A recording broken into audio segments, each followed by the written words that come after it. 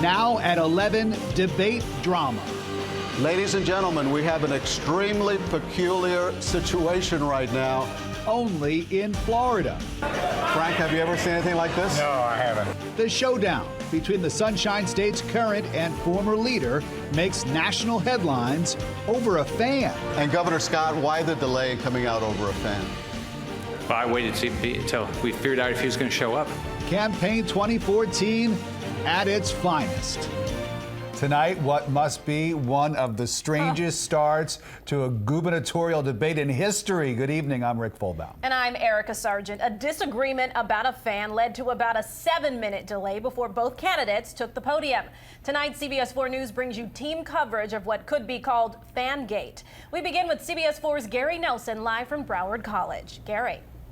Well, West, when you think you've seen it all, something like this comes along. Now, Rick Scott has seen a lot of adversity in his career. He was the CEO of a company accused of the largest Medicare fraud in the history of the nation. He handled that okay, but he could not handle the presence of a little fan at this debate. Apparently a technical violation of the rules of procedure, but one that the debate organizers did not object to. And good evening, everyone. First, there was the big open, and then the big void. The two candidates who were invited to take part in this debate right now are not stepping up on the stage. The debaters in a live statewide broadcast were not at the podium. And we have an extremely peculiar situation right now. A couple of minutes in, Governor Charlie Crist. Democrat Charlie Crist stepped on stage, still alone, and then word comes. We have been told that Governor Scott will not be participating in this debate. The issue, a small fan Crist's people had placed in the podium to help keep him cool. An apparent violation of the debate rules. Scott's camp balked, the governor wouldn't show. Crist's campaign produced a contract with a handwritten amendment saying he might bring a little fan. Debate organizers did not object. With exactly the agreement to have a fan. If it was hot, it was hot. We had a fan. Rick Scott showed enormous pettiness in deciding to deprive people of the state of Florida a debate simply because the other guy wanted to be a little comfortable. Back in the hall, still without Scott. Are we really going to debate about a fan, or are we going to talk about education and the environment and the future of our state?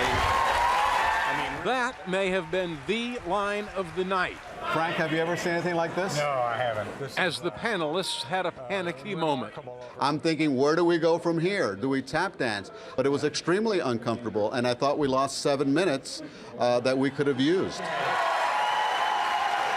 Governor Scott finally made it on stage to applause. That has to be the most unique beginning to any debate. Nothing unique, though, in the discussion. Scott and Crist standing on familiar ground, differing on everything.